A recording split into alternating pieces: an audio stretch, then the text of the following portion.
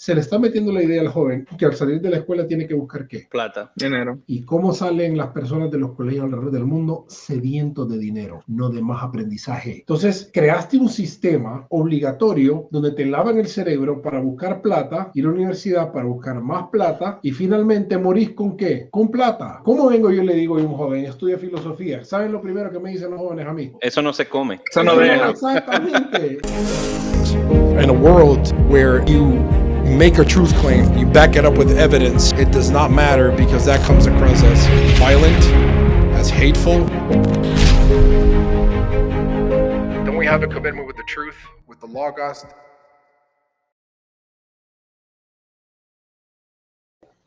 Señores, bienvenidos a Santos y Herejes. El día de hoy tenemos un invitado muy especial. Tengo que decir que es una persona que en un corto tiempo le he cogido mucho cariño. Tenemos aquí con nosotros a Luis Farag compartiendo en esta oportunidad temas interesantes que le vamos a estar trayendo. Luis, ¿cómo vas? Placerazo, Rafa, placerazo, Samu, gracias por la invitación. Feliz porque pues tenemos una excusa brutal para junio para poder llegar a mostrar el realismo filosófico y para poder llegar a mostrar la realidad espiritual, ya que se ponen y se pintan las calles de colores bien interesantes. Sí, el mes favorito entre octubre y junio son los meses favoritos de los cristianos. Pero antes que todo, aquí la razón, Luis, por la que quiero estar contigo, queremos estar contigo, ante todo ha sido, ¿verdad? Tuve la oportunidad de compartir contigo en una clase que tú diste, que te dije, o sea, salí de ahí fascinado. Tenía tiempo que no me sentía como retado así en temas de pensar, y la realidad es que estuvo excelente, y ahí se tocó mucho, ¿verdad? De cómo llegamos a donde estamos hoy en día, o sea, cómo ha llegado el mundo a donde nos encontramos, estas cosmovisiones, esta libertinaje, ¿verdad?, que está viviendo el mundo, y de dónde vinieron todas estas líneas de pensamiento. Y desde ahí me quedé como que, oye, a Luis hay que invitarlo a hablar de este tema. Pero hoy en específico, sobre todo con este mes que se está celebrando, el mes de los colores, hay algo que sí nos causó mucho interés, y es el tema de cómo nosotros nos manejamos como cristianos en estos tiempos, y sobre todo el hecho de que en discusión que siempre salen todos estos debates, siempre salen todas estas peleas, estos ad hominem.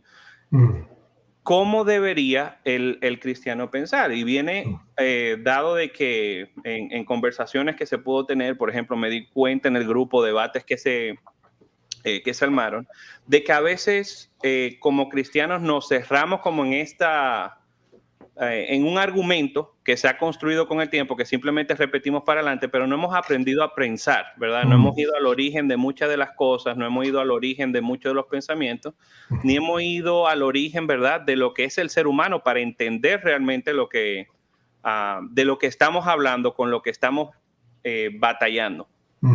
Yo soy fanático, ¿verdad?, de las historias de fantasías. Uno de mis escritores favoritos es Tolkien. Bien, bien.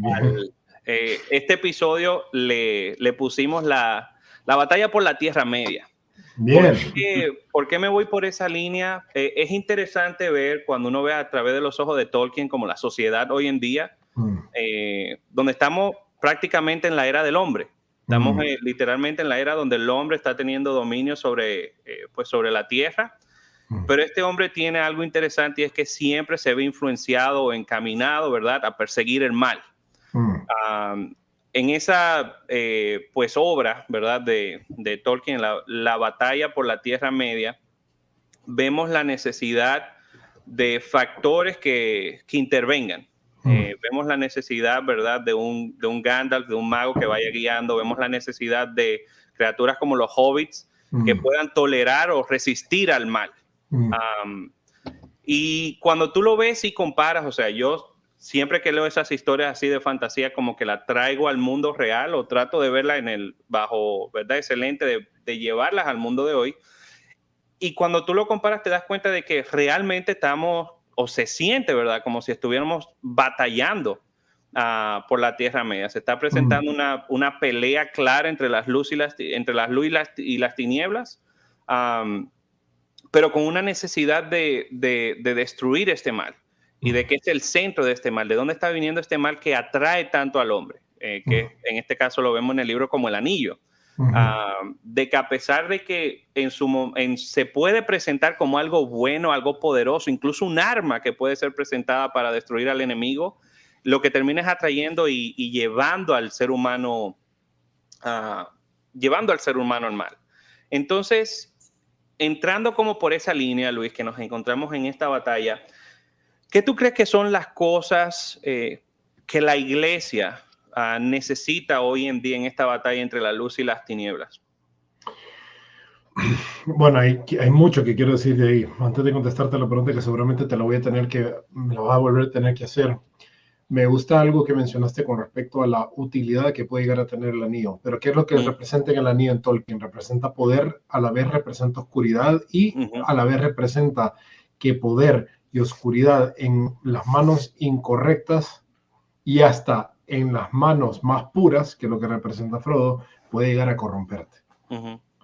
Por eso es que al final, ya podemos decir esto porque estamos casi a 25 años de haber salido la película, entonces el Frodo, spoiler, ¿verdad? Pero Frodo al final, antes de tirar el anillo, se le queda viendo y la contemplación al anillo es lo que lo lleva a meditar a él de la posibilidad, ¿qué tal si yo, así de bueno como soy, puedo llegar a enfrentarme al mal y poder dominar el mal en vez de destruirlo? Y se lo termina poniendo. Y es lo mismo, es el mismo patrón. En inglés la palabra está mucho más exacta que en el español, que es pattern, ¿no? O sea, los patrones que vemos en la realidad están más claros que el agua. Tenemos alto, lo profundo, lo bajo, lo ancho, lo estrecho, lo oscuro, lo claro, lo profundo y lo pacho. O sea, estamos hablando de patrones, están muy marcados. Y en estos patrones muy marcados también los tenemos aún en las historias. Por ejemplo, ¿cuál es la historia similar que tenemos en cuanto a Frodo, que vio el anillo y que lo contempló y que lo saboreó y que le dio entrada? Exactamente lo mismo que hizo Eva en el jardín del Edén. Es igual, vio y se creyó capaz de poder llegar a enfrentar al mal, se creyó capaz de entretener al mal, y en vez de decirle al Nakash, al espíritu maligno que le estaba platicando, que se alejara o que sencillamente ni siquiera se aproximara, no, dio paso a la contemplación, y de la contemplación a la acción, y de la acción ya sabemos las consecuencias que estamos sufriendo hoy día. Entonces, esa es la dinámica que tenemos en el poder. La dinámica que tenemos en el poder es que las personas consideran el poder sin virtud como algo que pueden llegar a soportar. Y es imposible. Lo hemos visto a través de la historia. Si no me equivoco, Lord Acton es el que dice que el poder corrompe, pero el poder absoluto corrompe absolutamente. Ahora, esa dinámica de poder se pasa hoy día a la actualidad. Estamos viendo cómo las personas se les está diciendo que pueden llegar a tener poder en la realidad si adoptan una identidad sexual. Y la identidad sexual que pueden llegar a ejercer, que es completamente falsa, es completamente antirrealista, antibiológica y todo lo que nosotros queramos, pero es la misma mentira que le están vendiendo, que es, mediante este poder usted va a poder tener el control que quiere social a merced de la corrupción de su alma. ¿Mediante qué? Mediante la corrupción material, o sea, la corrupción de la transformación física que se hace, por ejemplo, en una de estas categorías de las miles que tienen el árbol, el arco iris este. Así que... El alfabeto. El alfabeto, sí. Que después van a tener que inventarse letras, o sea, de la Z van a poder llegar a... Pues no cabe, ¿no? Ya sé por qué no, es exceso. Entonces, estamos viendo esa misma dinámica patrón de poder. Y esto viene, y lo podemos llegar a trazar desde Foucault. El que esté en el poder es el que maneja la narrativa, y nos podemos llegar a meter por ahí. Ahora, con respecto a lo que tienen que hacer las iglesias. Y este es un tema que existe evidencia suficiente para nosotros poder llegar a prescribirle un andar a la iglesia. ojo, no a la iglesia en general, sino sencillamente, digamos, a la iglesia que se están amoldando a todo esto. Ujú. Muchas iglesias metodistas, luteranas, anglicanas, Sí. muchas iglesias católicas, muchas iglesias evangélicas, no las Sí, que iglesias acabamos de ver ortodoxas, esa, la iglesia no la ortodoxa, no ¿verdad? la ortodoxa. Acabamos de ver una migración masiva Sí, de la metodista, sí, uy, donde terminó saliendo, leí los otros, hace un par de días, aproximadamente 1 millón de personas se terminaron yendo. sí, Porque decían, oye, ¿qué es lo que está pasando? Sí, fundaron una denominación nueva los que se fueron, incluso. Yo sé que la iglesia metodista no tiene como una cabeza, por ejemplo, como Roma, que de ahí emana toda la doctrina y emana todo, sino que son un poco individuales.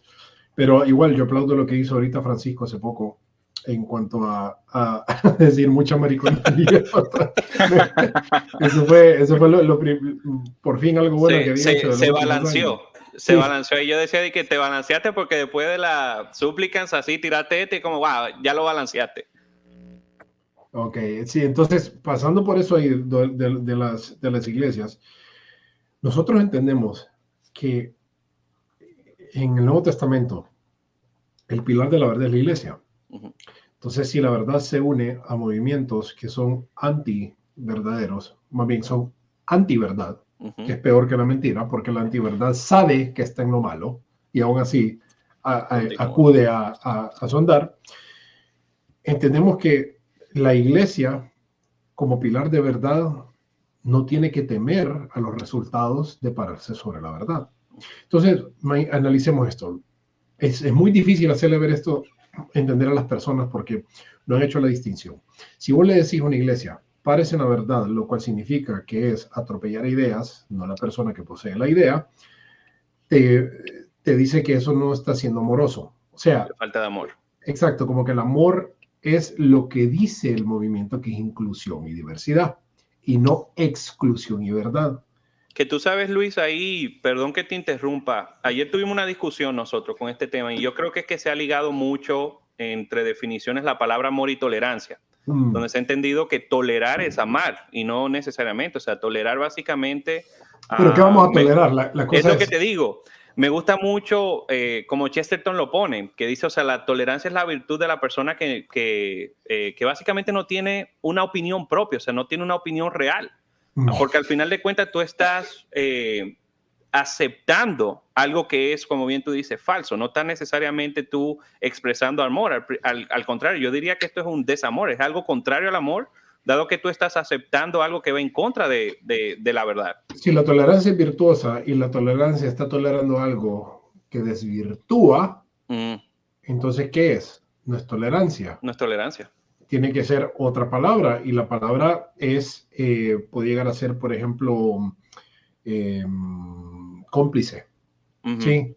O puede llegar a ser, exactamente. Entonces, las iglesias creo que tienen y deben entender que no importa que por afuera digan que que dicen que la fe cristiana odio, la iglesia está odiando porque no me aceptan tal y como soy. Lo siento mucho, pero cuando se topen con Cristo, que los va a recibir tal y como es, pero no los va a dejar tal y como es, sino que les va a decir, ve y no peques más, se van a ir de espalda. Porque el punto del evangelio es exactamente ese: ven tal y como estás, pero no te voy a dejar como estás, sino que te voy a transformar en lo que en la iglesia ortodoxa se conoce como theosis, deificación. La deificación, exactamente. Y yo creo que ese es el grave problema que estamos haciendo hoy día, que estamos llegando a... Santificación para mis amigos protestantes. Ajá, exactamente, lo que en la iglesia protestante se considera como parecerse a Cristo, ser santo, ¿no? Uh-huh. Y yo creo que no estamos haciendo la diferencia hoy día entre ambas, sino que le estamos diciendo, vamos a abrir las puertas de las iglesias y vengan como están y no se preocupen, quédense como están. Y que ahí Cristo haga, como que el sacerdote o el pastor está ahí de adorno. Como que, bueno, la iglesia es un lugar donde usted puede llegar a venir y no va a tener ningún tipo de transformación. Entre como viene y salga igual de la misma manera y no va a haber ningún tipo de eco en su vida. Yo creo que esa no es la actitud que tenemos que tener. Ahora, una cosa es ser agresivo en contra de estas ideas, sin importar las consecuencias, como por ejemplo la persecución que se le hace bastante a la Iglesia Católica, y esto es algo que nosotros tenemos que llegar a entender. Las iglesias católicas son ultrajadas a nivel mundial, porque obviamente son opuestos a la ideología de género y todo esto, opuestos al aborto, ¿no? Pero, y eso es de valentía, sí, eso es de engranaje. Y otra cosa es venir y centrar tu teología estrictamente a lo que la cultura te dice que tenés que llegar a rechazar. Y eso es lo que yo no estoy de acuerdo, porque muchas iglesias, particularmente los movimientos neoevangélicos en Estados Unidos, en Latinoamérica desconozco, pero aquí en Estados Unidos, donde creo que los tres vivimos aquí, ¿sí? Yo vivo aquí. Yo vivo en República Dominicana. Ok, pues estamos en Miami, ¿no? Entonces, en Estados Unidos, la identidad completa de una iglesia a veces puede llegar a ser lo que esté en la cultura y afuera. Entonces, te volvés como un movimiento político reactivo, que la derecha vive de la identidad que da la izquierda. O sea, lo que la izquierda viene y pide que se sancione, se cure, es lo que la derecha es el enemigo por llegar a no sancionar, y viceversa. Entonces, la identidad de la iglesia no puede llegar a ser dependiente de los problemas culturales, pero tiene que participar de ellos. Y tiene que participar ellos porque es el bastión de la verdad. ¿Sí? Entonces, si nosotros hacemos política, entendemos los cristianos que primero tenemos que llegar a hacer, ¿qué? Teología. Porque en nuestra teología tiene que salir la forma de hacer política. ¿Y qué es política? ¿Cómo se puede llegar a regir una nación mediante los principios de la ley eterna? Entonces, Aquino, por ejemplo, decía, de la ley eterna emana la ley natural, que de la ley natural emana la ley humana, y de la ley humana emana ¿qué? La política, o cómo se llega a hacer. Entonces, hoy en día lo tenemos totalmente al revés. Partimos de la razón pura, y después de la razón atravesamos y vemos la teología, a ver si se acopla a la razón, y no, entonces los LGBT no son tan, no, es que no, en Sodoma y Gomorra no fue por eso, en Sodoma y Gomorra fue por otra cosa. Entonces, exacto, se empieza a llegar a revestir la teología por lo que sea impuesto en la cultura. Y ese es un problema que tenemos hoy día. Y yo creo ahí, Luis, que es que se ha perdido también en parte la parte de la tradición, ¿verdad? Dentro de de la iglesia, guardar esta ortodoxia. Algo conectando de nuevo con Tolkien. Una de mis partes favoritas es cuando Frodo, por ejemplo, se presenta con la tarea de que, bueno, te va a tocar ahora cargar con esta. Es algo que tal vez tú no estás esperando, y él, parafraseando así, pues no me recuerdo así la frase exacta, él dice como, me hubiese gustado no haber nacido, no haber vivido esta época, o sea, una época tan oscura donde me toca esto. Y la respuesta de Gandalf es sí, o sea, tú y todo el que ha vivido momentos difíciles, pero aquí el tema es ¿qué vamos a hacer nosotros con estos tiempos que se nos han dado? Me recuerdo yo recientemente introduje a mi hija, ¿verdad? Al mundo de Tolkien, y reviviendo esa película, esa parte pues me habló. O sea, cuando ahora te habló. La vi. Porque yo, ahora ves el patrón, en la realidad, exacto. Me habló y dije, óyeme, realmente, ¿qué estamos haciendo nosotros con este tiempo que se nos han dado? Porque normalmente la respuesta cristiana tú tienes dos. Como tú bien decías, asociamos nuestra teología, ¿verdad?, a lo material, y lo llevamos como al contexto en que nos encontramos, como contrarrespuesta a lo que está viviendo la realidad de la sociedad. Pero la otra respuesta es, nos escondemos y nos vamos, ¿verdad?, a este premilenialismo como Cristo, ya ven, llévanos de aquí, no manda fuego, Señor. Manda fuego, Señor, no queremos ser parte de esta tierra ya. Pero la realidad es que, como bien tú dices ahí, 1 Timoteo 3:15, estandarte o columna de la verdad de la iglesia, o sea, cómo nosotros pasamos a ser representantes. Y siento que este es el tiempo que se nos ha dado. Tanto Rafa como yo somos, no te voy a decir, Rafa está a un paso de la ortodoxia, pero sí somos amantes o nos gusta mucho participar en lectura de los padres apostólicos, y es increíble ver pues estos debates, ¿verdad? Como estas personas en su momento, en tiempo difícil, fueron ese estandarte de la verdad. O sea, tener en su momento personas como Atanasio, ¿verdad?, que se levantan y dicen, o sea, aunque el mundo, si el mundo va en contra de la verdad, pues Atanasio va a ir en contra del mundo. De cómo ha sido la respuesta de la iglesia ante tal situación que se nos ha presentado, que aunque es un momento oscuro, entiendo yo, y soy partícipe de esa idea, es un momento perfecto para exponer y ser estandarte de esta verdad. Sí, totalmente con vos ahí. Ahora, ¿qué pasa? Rafa, ¿querés agregar algo ahí? No. No. No. La parte filosófica, aquí es donde yo estoy aprendiendo. No, es que o sea, en cuanto a nosotros somos hombres, los tres. Sí. Y el motivo por el cual yo estoy apelando a los hombres cuando digo esta parte es porque los hombres débiles están creando estos tiempos difíciles. Sí. Entonces, la respuesta a hombres débiles son hombres fuertes, no mujeres fuertes. No se me echen para atrás, queridas damas, pero sencillamente a través de la historia vemos el mismo patrón marcado. Hombres que se levantaron en contra de la fe, como el Imperio Romano, antes de Marco Aurelio, antes de Constantino, y que persiguieron a estos hombres valientes llamados los apóstoles y los demás padres de la iglesia. Entonces, de la misma manera, nosotros tenemos que llegar a entender que el mundo está compenetrado de una manera en una historia, donde hay villanos y donde hay héroes, ¿sí? Pero en estos villanos y estos héroes, vaya, te pongo un ejemplo muy clásico. Nosotros cuando vamos a ver, por ejemplo, Avengers, ¿sí? Y uno mira lo que hizo Tony Stark, y murió, un héroe, y uno llora porque, y los hombres, yo lloré, pero uno llora por el cariño que le tenía, pero por el coraje. Cuando William Wallace, por ejemplo, en Braveheart, grita freedom, grita libertad antes de ser decapitado, uno dentro de su ser siente un fuego que hace.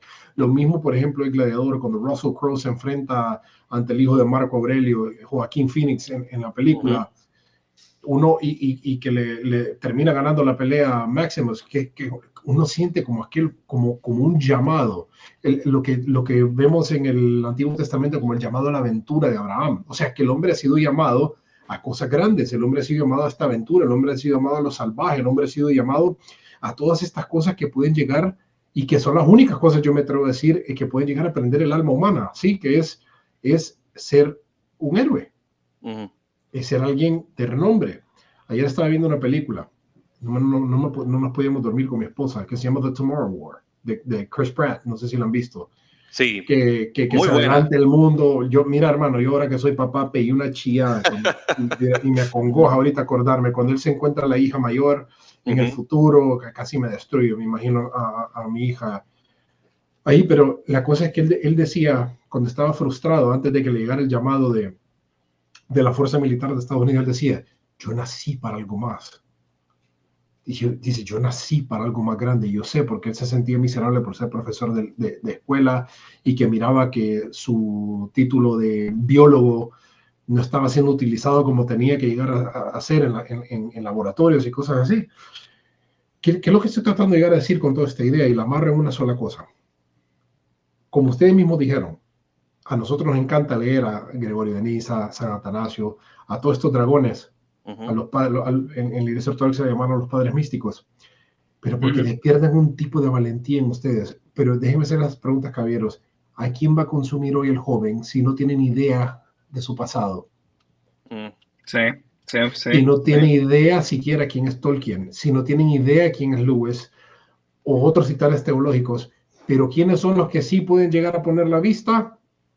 Los influencers, los bloggers, gente que ha mejorado mucho, como Andrew Tate, que sigue siendo un medio patán, y este montón de personas que obviamente yo les deseo lo mejor, pero yo le llamo negro a lo que es negro, ¿no? Pero entonces nosotros tenemos la responsabilidad como hombres, como había dicho Samu, de la oportunidad que tenemos de ser un modelo a seguir.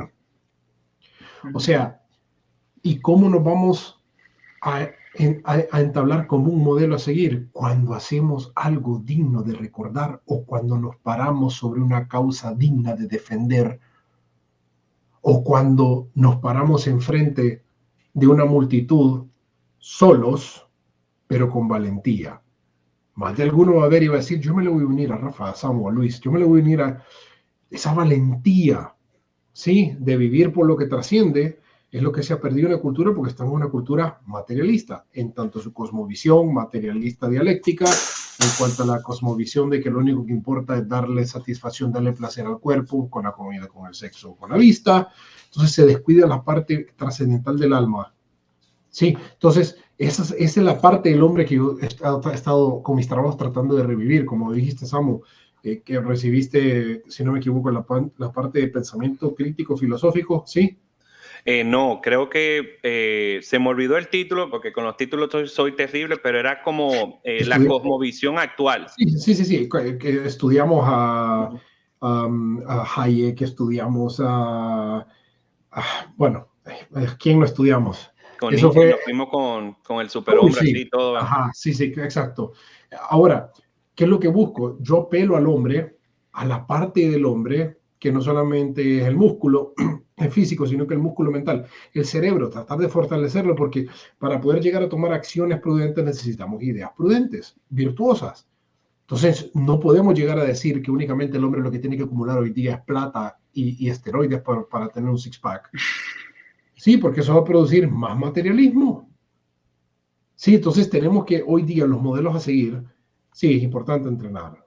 O sea, yo te enseño acá enfrente y yo tengo mi gimnasio acá atrás de la computadora tengo mi rack de 45 libras y todo, pero también tengo un rack de libros atrás. Sí, porque yo entiendo que el hombre es un todo y el todo del hombre es intelectual.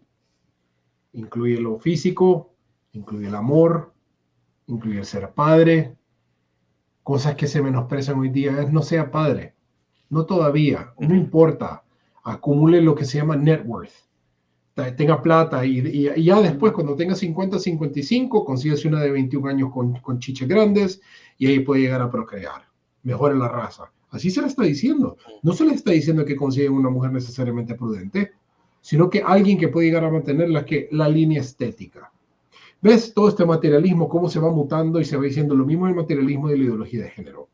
Donde se le está diciendo al hombre que lo único que usted es el resultado del pensamiento que ve enfrente de una pantalla o de lo que ve enfrente del espejo de lo que le dicen.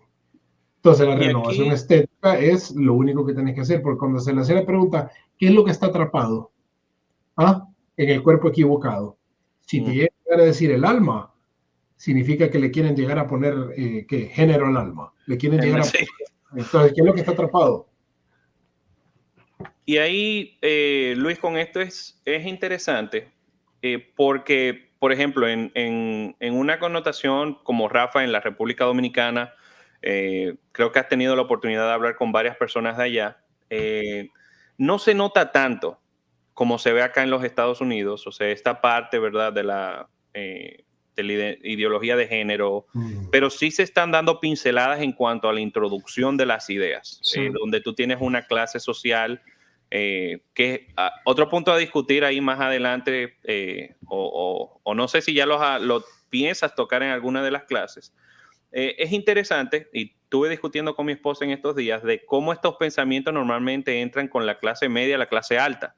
Realmente en la clase social, digamos, donde no hay ningún tipo de preocupación económica, donde no hay una preocupación o que las personas, digamos, tienen mucho ocio, es donde estas ideas tienden a incursionar. O sea, estas personas que pueden pagar a sus hijos ir a estudiar al extranjero, que eso lo vimos como estas ideologías empezaron con estos primeros estudiantes, ¿verdad?, en Alemania, con estos movimientos liberales, como tenían la oportunidad de viajar para allá, estudiaban y traían esos pensamientos ya pues a los Estados Unidos. Lo mismo ha sucedido en la República Dominicana, y lo mismo tú ves en el desarrollo de la mente acá, donde estas ideas son introducidas en la sociedad. Mi preocupación que ha venido más grande, yo trabajo con jóvenes, desde los 21 años estoy sirviendo en el área de jóvenes, y un patrón que se nota constante es la falta de, aparte de discernimiento, ¿verdad?, en el área espiritual, la falta de pensamiento. O sea, son individuos que no han aprendido a razonar, sino que han sido en cierta forma construidos a pensar de cierta forma. Por lo cual cuando se ven expuestos a distintas líneas de pensamiento, terminan totalmente confundidos. Y no solamente terminan confundidos, no tienen una manera de enfrentarse ante estos pensamientos. Y aparte de que no tienen forma de enfrentarse, el diálogo no llega a ningún punto porque no tienen forma de racionalizar su fe, vamos a decir, y no solamente racionalizar su fe, sino de ver los puntos donde los argumentos de fuera, los argumentos liberales caen. En ese sentido, yendo por esa idea, ¿cómo crees que la iglesia, verdad? Y eso me encantó como lo fuimos discutiendo, como tú tienes estos grandes avivamientos, ¿verdad? Tú tienes una iglesia pensante, no es solamente una iglesia amarrada, ¿verdad?, a un fideísmo. O sea, es una iglesia que realmente ha razonado a través de los tiempos, claro, ha pensado y ha llegado a respuestas. ¿Dónde tú ves que hubo como este quiebre? O sea, tú ves a lo largo de la historia de la iglesia el pensamiento cristiano que despertó la ciencia básicamente en el mundo. Hay como un cambio, hay un momento como que esto se quiebra y ya hoy en día simplemente son personas andando construidas bajo lo que le está diciendo, lo que un tal llamado apóstol le dice que tiene que llevar, un tal llamado pastor le dice que tiene que pensar, que si la honra, que si esto, que lo otro, y te das cuenta de que no es algo construido bajo primero la ortodoxia cristiana y la historia cristiana, ni en el pensamiento cristiano. ¿Dónde tú sientes que hubo como este quiebre en la sociedad? Sí. ¿Cómo crees que hemos llegado al punto de que ya la gente le enseñan qué pensar y no cómo pensar? Sí, bueno, a ver, lo tocamos desde la región porque yo les puedo ofrecer la respuesta desde prácticamente donde emanan tristemente las cosas buenas y las cosas malas para el mundo, que es Estados Unidos. Siglo anterior, hubieron un grupo de personas, un grupo de hombres llamado John D. Rockefeller, Carnegie, Henry Ford y JP Morgan, el dueño del banco JP Morgan. Sí, en el cual estas personas, que eran los magnates de Estados Unidos, fueron los que tenían los tratos para poder llegar a hacer las carreteras, los rieles de tren, o sea, la industria del automotriz. Estos titanes fueron los que hicieron los pactos con las escuelas para poder llegar a producir trabajadores más que pensantes. Entonces, ¿qué pasa? Cuando en la escuela venís y forzás una hora de entrada y una hora de salida, vienen y te engañan y te dicen que es para que usted aprenda a ser disciplinado, ¿sí? Entonces, habría que hacerle la pregunta a estas personas si alguna vez en la historia, por ejemplo, como Abraham Lincoln, un hombre sumamente ética de trabajo, tenía que llegar temprano a una escuela. ¿Cuál escuela? Si él se educó solo. Abraham Lincoln trabajaba 12 horas, llegaba a la casa, picaba leña, la tiraba al fuego para que le iluminaran los libros que leía. Leía 5 o 6 horas diarias, igual Benjamin Franklin, igual James Madison, igual los titanes que construyeron y solidificaron los escritos de este país. Ahora, esta persona en el siglo anterior hicieron lo que se llamaba escuela en cuanto a compulsivo, o sea, obligatoria. Tenías que atender obligatoriamente. Entonces, ¿qué pasa? Producían trabajadores. Salías de la escuela con una mentalidad no de pensar para crear, sino que sumarle lo que ya estaba creado. O sea, a las industrias de estas personas. Necesitaban trabajadores y necesitaban empleados. Así como se pasaron las leyes de educación obligatoria en Estados Unidos, adoptando el modelo espartano. ¿Recuerdan la película Esparta? Que se agarra al niño, se le moldea desde pequeño, desde pequeño se le llega a meter una idea que él tiene que vivir y morir por el Estado, todo lo que el Estado diga, y si se tienen que enfrentar enfrente a 300,000 y ellos solamente son 300, pues así sea, porque vamos para Valhalla. ¿Sí? O sea, el mismo modelo educativo espartano es el que está en Estados Unidos. Y no se logró sacar y no se logró salir. ¿Qué pasa? La influencia que tuvo Estados Unidos a través, bueno, voy a hablar de mi país, Honduras, es exactamente el mismo. Sí, es el mismo horario, el mismo uniforme, lo mismo absolutamente todo para crear como que si se llamara en una caja de gallinas, un gallinero, meter todas personas. Y por favor, aquí todos sabemos, yo tenía compañeros que eran superiores a mí en matemáticas, superiores, que ni siquiera tenían que esforzarse para poder llegar a hacer cálculo. Y yo tenía que recibir un mes de cálculo para poder llegar a siquiera entender el paso 1. Pero yo era mucho mejor en otras cosas que yo no era. Entonces, eso únicamente indica que no todos somos iguales. Pero ¿qué pasa? En las escuelas se te mete la idea que en efecto todos son iguales porque yo tengo al compañerito en el 7º grado y somos 35 en el mismo grado. Entonces los 35 tenemos que ser ¿qué? Iguales. Iguales. Y si no, pues vemos cómo llegamos a ajustar. Yo soy mejor en esto, vos sos mejor en aquello, pero en el subconsciente eso me... Entonces, se le está metiendo la idea al joven que al salir de la escuela tiene que buscar ¿qué? Plata. Trabajo, plata. Dinero. No salís para nada más que ser empleado. ¿Y cómo salen las personas de los colegios alrededor del mundo? Sedientos de dinero, no de más aprendizaje. Se meten a la U, ¿por qué? Porque al salir de la U van a recibir más ¿qué? Dinero. Dinero. Plata. Exactamente. Entonces, creaste un sistema obligatorio donde te lavan el cerebro para buscar plata, ir a la universidad para buscar más plata y finalmente morís ¿con qué? Con plata. Entonces, ¿dónde cabe el pensamiento crítico? ¿Cómo vengo yo y le digo a un joven, estudia filosofía? ¿Saben lo primero que me dicen los jóvenes a mí? Lo primerito. Eso no se come. Eso no deja. Exactamente. Y yo no culpo. Sí, yo no los puedo llegar a culpar. Ese es el problema. Bueno, yo creo que Laje hace poco, creo que no sé si lo menciona en Generación Idiota, pero dio una entrevista de eso mismo, que él estaba estudiando ingeniería en sistemas y se pasó a filosofía. Y creo que le preguntaron sus viejos, pero que de eso no se come. Y él dijo, la plata no es tan importante como uno cree, dijo él. Y bueno, y miren cómo Dios lo ha bendecido, por todo, únicamente por llegar a ver diferente, pero requiere de mucho valor. Entonces, tenés esta ola de ideas que vienen de ¿qué? De escuela filosófica, de Frankfurt. Sí. Y arrasan las ideas filosóficas a un grupo de personas que no tienen idea qué es filosofía. ¿Qué es lo que hacen? Sus cerebritos absorben. Y absorben, y absorben, y absorben. Y unos cuantos, como Samuel, que se mete un par de cursos por acá para poder llegar a ver cómo llegar a rebatir esta idea. Pero los SAMU son una excepción, ¿sí? Cuando uno da un curso de autoayuda y cómo hacer dinero, se te meten 20,000. Pero das un curso de filosofía, se te meten 10, 12. Pero bueno, 12 fueron los que cambiaron el mundo y no hay ningún problema con eso. Pero la cosa es que hacia dónde apunta genuinamente el futuro, hacia la tecnología. Y como apuntan hacia la tecnología, ¿qué es lo primero que tenemos que estudiar nosotros para poder llegar a entender y cómo combatir las ideas de la tecnología? Filosofía de la ciencia. Y no estamos haciendo eso. No se está estudiando el transhumanismo. Así como no se estudió ¿qué?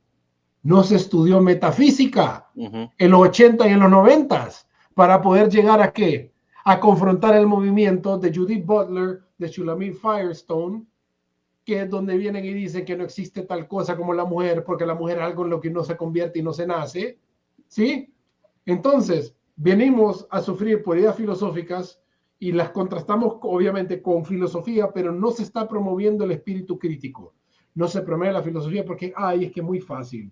Es muy difícil, perdón. ¿Y por qué es muy difícil? Porque lo fácil es hacerle swipe right al teléfono. Lo fácil es tener Amazon el día siguiente en tu casa. Entonces no se posterga el placer inmediato. Todo lo quieres llegar a tener inmediato, pero cuando tú pasas con la página 1 de Platón, cuando tú pasas con la página 1, por ejemplo, de Aquino, o no sé los filósofos favoritos de las personas que están escuchando, el cerebro dice, Chesterton, el cerebro dice, Lewis. ¿Qué me está dando? ¿Cómo me está dando ahorita la página 1 de Mero Cristianismo que habla de la ley moral? ¿Cómo me está? Entonces el cerebro no aguanta y dice, andate al PlayStation, andate a Pornhub, andate al guaro, andate a la fiesta, andate a la joda, porque esto es lo que me ha dado así me he acomodado. Porque somos acomodados a la modernidad. Por eso es que se está absorbiendo hoy como esponjita todas las ideas baratas de hoy día. No, y qué interesante, Luis, que tú tocas eso, porque tú lo traduces al mundo cristiano, ¿verdad?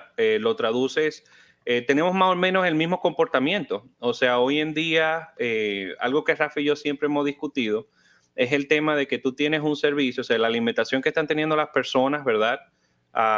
Es un servicio de 20, 25 minutos aquí. Por ejemplo, tú que vives en los Estados Unidos, no sé si llegaste a visitar alguna iglesia no denominacional acá, pero lo que te alimentan son 25 minutos de un discurso motivacional, en su gran mayoría. Un TED Talk. Exacto, un TED Talk motivacional, tú puedes, lo vas a lograr, pero realmente no hay una sustancia que lleva a la persona al pensar o digerir realmente en qué se nos ha puesto, cuál ha sido la asignación que se nos ha puesto como cristianos, ¿verdad?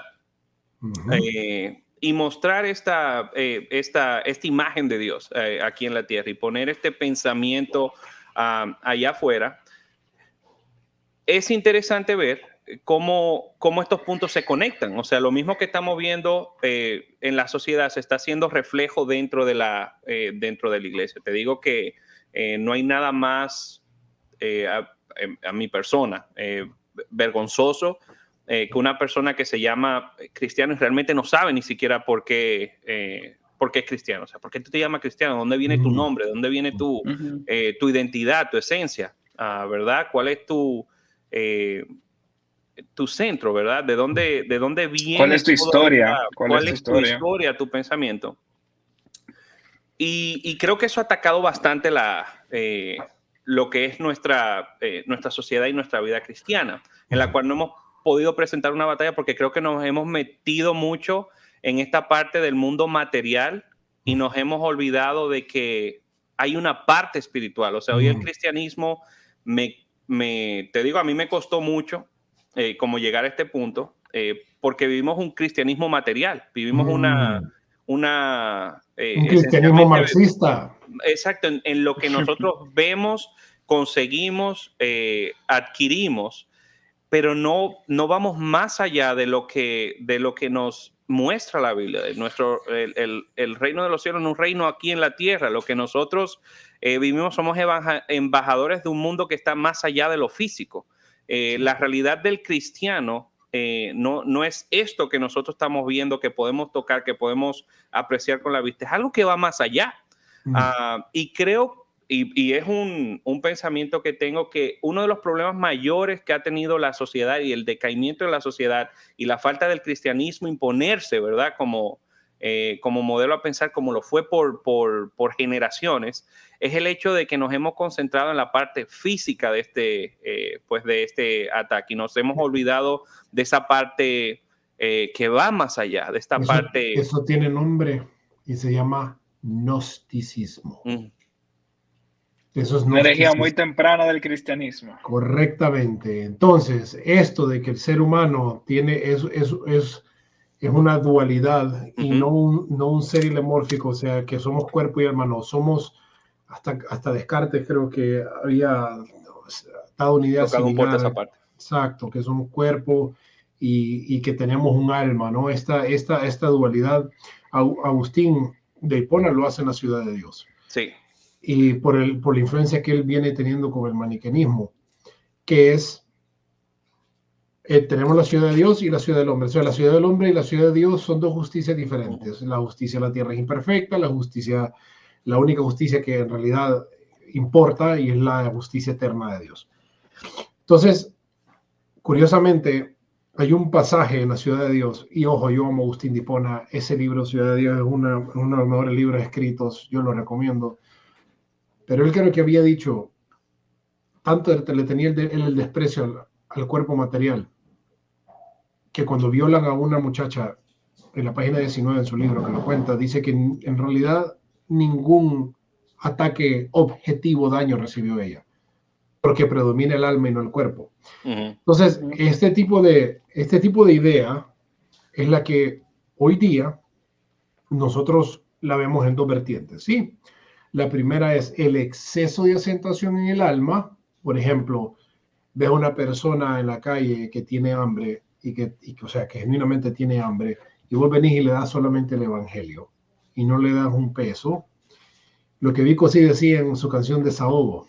No le das un peso para llenarse la hermano, usted que dice ser cristiano cuando ves a un vagabundo porque no le das la mano, le dicen de lejito Dios te bendiga, pero no sueltan ni un pesito para llenarte la barriga. Entonces está esa parte, sí, esa parte la podemos ver nosotros en los movimientos culturales. ¿Y cómo lo vemos? Bueno, los fundamentalistas que dicen, usted no tiene que llegar a hacer toda esta lucha cultural solamente cite Juan 3:16. ¿Sí? O sea, como que no tenemos como que no tenemos una epistemología que demanda de razones muchas veces y que demanda no solamente que nosotros recibamos razones, pero que las demos a la vez para toda esta locura cultural, sino que lo quieren resumir todo en Juan 3:16. Sí, y está la otra parte, que es la que habías mencionado ahorita, que es dar carne de lata al alma que pide entraña. O sea, me preguntaste que si he ido a iglesias no denominacionales y todo aquí toda la vida. Claro que sí. Y cuando yo me sentaba, era un concierto aquello. Luces, humo, y a mí me gustaba porque es llamativo, no vamos a decir que no es llamativo. Y yo decía, ok, bueno, esto no, intrínsecamente no podemos llegar a decir que es algo malo. Después se para el pastor, y el pastor lo que hacía era dar un mensaje por fuera y acomodarlo a las escrituras, en vez de partir desde las escrituras. O sea, de cristología tiene que emanar emana todo, no de la razón y después la cristología. Y yo me iba de ese lugar animado y el lunes vacío, ¿sí? Y me comencé a cansar, muchísimo. Y era este cristianismo materialista que estás diciendo, Samuel, del cual muchos están hartos en Estados Unidos, y por eso la iglesia ortodoxa está siendo plagada de... Miren, en la iglesia que yo voy acá, es 25 catacúmenes nuevos ahorita. Un catecumen ortodoxo es una persona que ha pasado por un proceso entre 9 a 12 meses hasta año y medio para poder llegar a ser parte de la iglesia. Sí. Entonces, Para traducírselo a mis amigos protestantes, un año de discipulado. Ok, un año de discipulado, sí, muy bien. En la cual la persona muestra todas las características que el sacerdote históricamente, podemos llegar a decir, puede llegar a ver en un cristiano comprometido, ¿sí? Ahora, cuando veo esta transformación y uno dice, ay, 25,000, ese recibe 600. ¡Hola, gloria a Dios! Perdón que te interrumpa, Luis, que algo interesante, ahí tocando ese punto que tú dices de los catecúmenos, que era una práctica que la iglesia mantuvo desde el principio. Sí. Era algo necesario para probar que realmente tú eras cristiano y que tú ibas a aportar el nombre de Cristo. Exacto.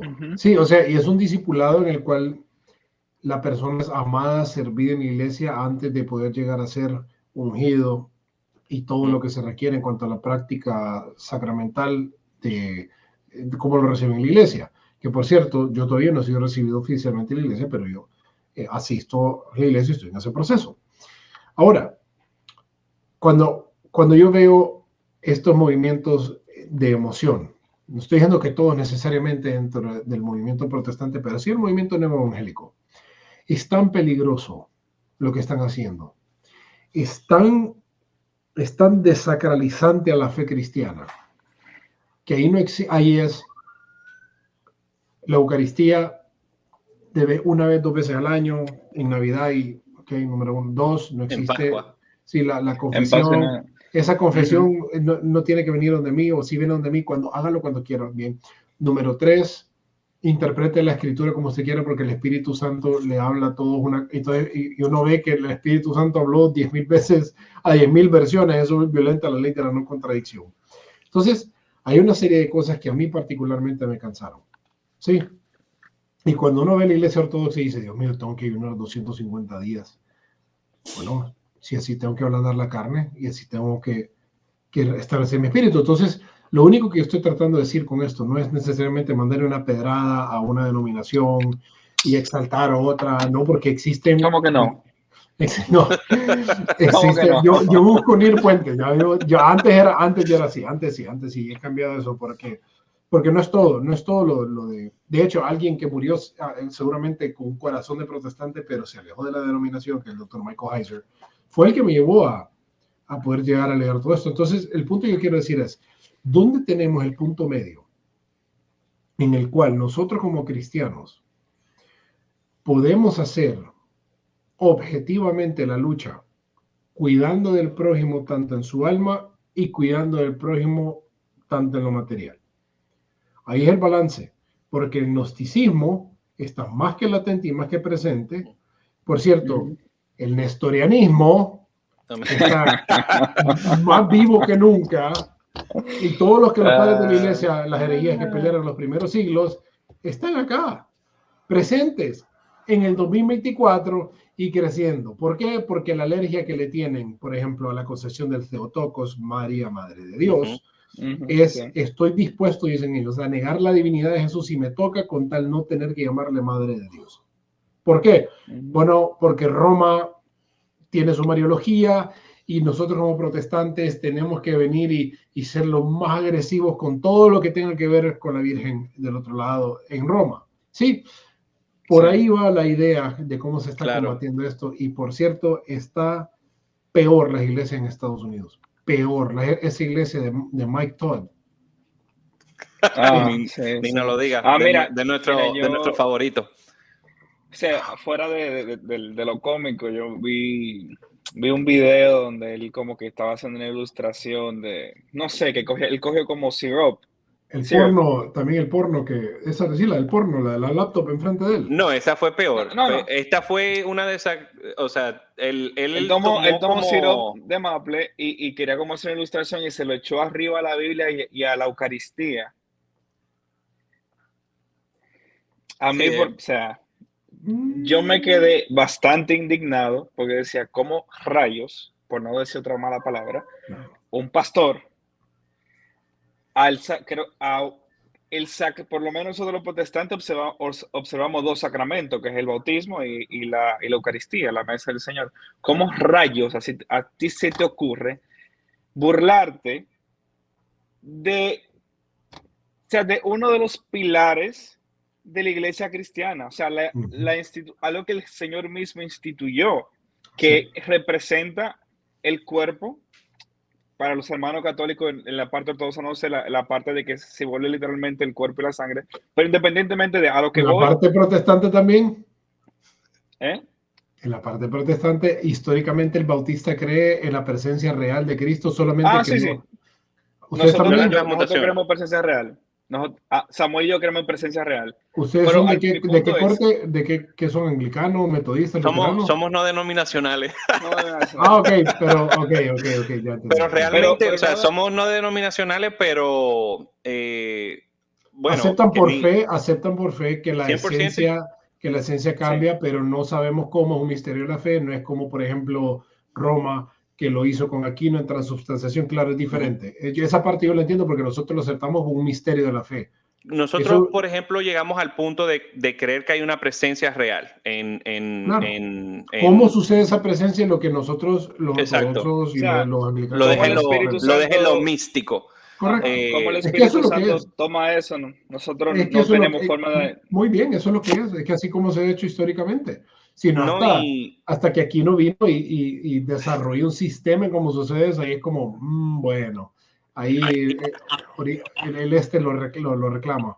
Con esto, por ejemplo, en el caso de nosotros, que ahí ni te lo compartí, la razón por la que nosotros iniciamos todo esto es, y el nombre incluso del podcast, que se llama Santos y Herejes, es el hecho de cómo muchas veces cosas que la iglesia, espérate que tengo un visitante acá,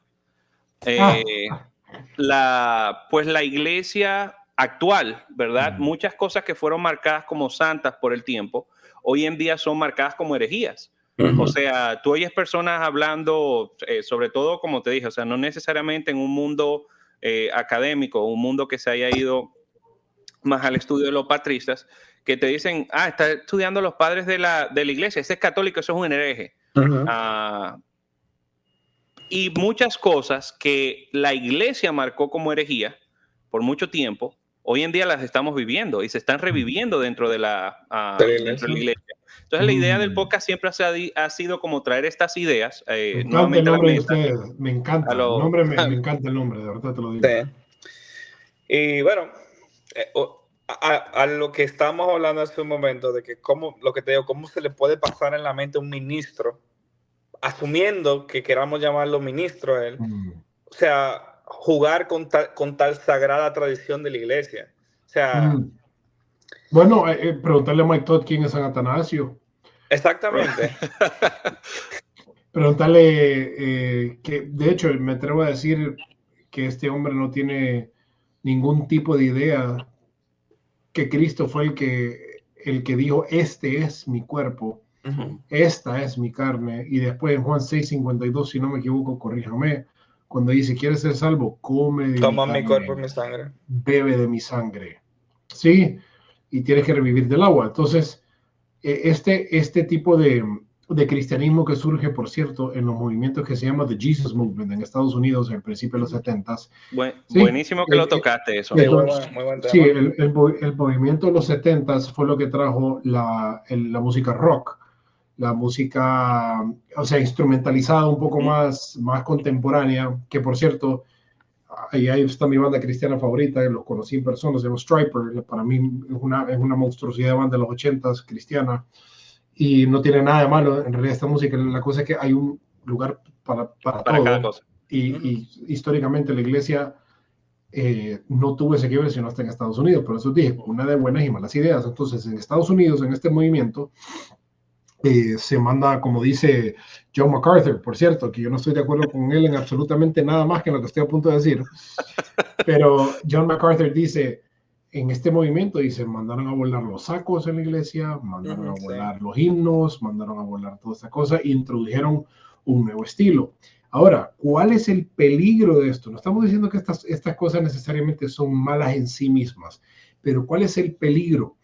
El peligro es lo que nosotros en política llamamos la ventana de Overton. ¿Sí? ¿Qué pasa? Negociaste una cosita, ¿sí? La vestimenta. Ahora pueden venir en chores, pueden venir un poco más de playa y más relajados. De ahí, ¿saben qué? Negociamos los himnos. Sí, entonces ahí va, tradición parte 1 para afuera, tradición parte 2 para afuera. Entonces ahí viene lo que se llama la modernización de la iglesia. Después de los himnos metamos lo nuestro. O sea, rechacemos los himnos que tenían teología rica y metamos neoteología o teología nueva. Y después no necesitamos estos vidrios, estos órganos, no necesitamos esto. Entonces metamos una caja, un alero, pongámosle un rascacielos y que se haga iglesia. Entonces ahí negocias otra parte crucial de la iglesia que es la estética, la belleza. ¿Sí? Porque en la belleza se encuentra Dios objetivamente hablando. Y eso es algo crucial en las iglesias. ¿Sí? Que hay algo que llama al ojo humano, al alma, que en lo bello. ¿Sí? Lo bello es algo que nos atrae por sí mismo. No necesita absolutamente nada más que ser bello para que nos pueda llegar a atraer como seres que somos. Ahora, después decís, vamos también a negociar los mensajes. Entonces, y después negociar los sacramentos. Entonces, ¿qué es lo que tenés? No tenés una iglesia. No tenés una iglesia. Lo que tenés es un movimiento que se hace llamar cristiano, que lee de la Biblia y nada más. Tienes un Frankenstein. Tú has construido tu propio muy bien, tenés un Transformer. Ese es el problema. Mira. Y lo construiste a tu capricho, ¿sí? Y qué interesante que tocaste eso, Luis, porque fue de los temas que se discutieron. Ahí cuando tuvimos la clase, yo me recuerdo, esa pregunta la hice incluso a propósito. Yo decía, déjame ver qué piensa Luis de... te lo respondí así, fue con... Sí, ¿qué piensa Luis de esta parte? Porque algo que siempre se ha hablado con todos estos temas, entrando, ¿verdad? Por un Jonathan Edwards, donde hubo un gran avivamiento en los Estados Unidos. Tremendo epistemólogo. Pero que el Jesus Movement se llamó un nuevo avivamiento. Sin embargo, me encantó de la manera que lo respondiste y pusiste en palabras como lo que yo estaba pensando, que es el hecho de que no hubo un avivamiento, simplemente hubo una relajación de la iglesia a aceptar las ideas de afuera, lo que hizo que se viese un avivamiento, pero realmente lo que hubo fue un falso crecer del mover cristiano. Con eso, ya para tocar el último punto, que es uno que está... dale. Antes de eso, quiero hacer este punto. Se recuerda que hace poco, el año anterior, creo, el año pasado, sí, al principio hubo un nuevo avivamiento en Kentucky, creo que fue. En Asbury. ¿Se recuerdan? Sí. Yo calladito estaba en las redes. Yo y muchos. Y miren, y qué bonito y gloria al cielo que se reúnen cristianos a adorar, a cantar, bello. Y más de eso en el mundo, ¿sí? Eso, a ponerle una categoría que no tiene, es el problema. ¿Por qué? Este avivamiento que hubo fue basado en algo que se llama emocionalismo. la característica principal de las iglesias en Estados Unidos. O sea, se da un avivamiento, ¿por qué? Porque es que hay jóvenes cantando en una capilla de una iglesia por 2 semanas. ¿Un qué? Pero es un concierto largo, no es avivamiento. Sí, de varios días. O una reunión de oración que se extendió. Y gloria al Señor por eso, y se lo digo genuinamente, porque a veces puedo llegar a sonar muy hater cuando uso sátira o ironía, pero no es el punto. Los avivamientos se dieron cuando hubo un impacto de ello en la cultura. Todo avivamiento histórico es porque hubo un cambio cultural, no un cambio eclesiástico. Y que ahí interesante, Luis, porque, por ejemplo, tú lees los escritos de Jonathan Edwards en el Gran Avivamiento. Lo que hubo fue primero un cambio en el interior de la persona, donde él habla de estas personas, ¿verdad? Cuando lloraban en sus escritos, él dice, no lloraban por un hecho emocional, sino que lloraban corriendo de las llamas del infierno, como decían. O sea, tengo miedo de lo que va a pasar con mi existencia. O sea, ¿para qué yo estoy aquí? Tenían un entendimiento de la naturaleza pecaminosa en el hombre, ¿verdad? Y rechazaban esta idea. Y como bien tú dices, o sea, eso llevó a un cambio dentro de la cultura. O sea, no fue un cambio de dentro a afuera, pero ese mismo cambio terminó cambiando a la cultura. Sin embargo, ahora es como... es extraño porque es totalmente lo contrario. Ahí se ve como un cambio de afuera por fuera, ¿verdad? Donde tú bien dices, o sea, toda esta emoción, todo estas lágrimas, pero no hay un cambio de adentro, porque lo que vemos en el cambio es que simplemente se siguen relajando, ¿verdad? Las costumbres cristianas. ¿Pero por qué? Pero, a ver, ¿pero por qué? Y analicemos por qué. Porque estamos poniendo la confianza de que el cambio cultural se tiene que hacer desde la política. O sea, y si estamos esperando que el cambio o la revolución cultural se haga desde la política... Desde que Trump gane en noviembre. Ajá, o desde que pierda, o desde que las próximas elecciones pierda Lula, que saquemos a Petro en Colombia, que en Honduras deje de ganar el partido. O sea, si empezamos... Claro. Y miren, el arma que tiene toda civilización es la capacidad de transformación que tienen los suyos, no sus líderes. O sea, si en realidad se entendiera que si uno por uno se cultiva lo que se tiene que cultivar en el corazón del hombre, el carácter, las virtudes necesarias para sacar adelante una ciudad, si se niega el relativismo moral, si se abraza el objetivo, si se piensa y se ama al prójimo como uno mismo, si se ama al Señor, si se llega a hacer eso individualmente y se hace continuamente, eventualmente va a tener líderes que salen de ahí. ¿Cuál fue el primero que salió de ahí? El puritano Abraham Lincoln. Abraham Lincoln nace en el movimiento puritano, llega a la política, hace lo que se llama la proclamación de la emancipación, con el cual se libera por fin la esclavitud de los negros en Estados Unidos. Pero no se hizo confiando primeramente en la política, no, fue que desde adentro hacia afuera, oye, desde afuera hacia adentro, eso se llama desde la inmanencia a la trascendencia, ahora se está buscando la trascendencia a la inmanencia. Ahí no vamos a poder llegar a hacer absolutamente nada. Por eso es que, por ejemplo, un hombre que ha pegado a nivel mundial es el profesor Jordan Peterson. El profesor Jordan, yo estuve con él un día antes de que naciera mi hija, 2 días antes de que naciera mi hija, con mi esposa estuvimos, mi esposa así con la... Por ahí tengo el libro. Sí, mi esposa con la barriga así embarazada, estuvimos con él 2 días, éramos 25 estudiantes en la ciudad de Miami, enfrente. Y por fin pude escuchar el curso de él que me faltaba. Yo lo he visto varias veces, pero este es el que yo quería, se llama Maps of Meaning. Y él dice que la solución, dice él, no se va a encontrar sino un orden interno para un orden externo. Y dice, pero el orden interno no se puede dar sino con la responsabilidad que el hombre puede llegar a acatar. De más responsabilidad, más carácter se desarrolla. Ahora, ¿por qué creen que él pega tanto? ¿Y por qué creen que el discurso de él no es hagamos política, aprobemos tal ley? No, ¿por qué? Porque él sabe que cómo se destruye un sistema totalitario corrupto es si aquellos que dicho sistema rige se rebelen con carácter y no necesariamente con armas. ¿Cómo fue la revolución en Estados Unidos? Ni un arma, ni un muerto. ¿Cómo fue la Revolución Francesa? Más de 100,000 muertos. Es ahí la diferencia, ¿no? Yo creo que podemos hacerlo en Latinoamérica, tal vez.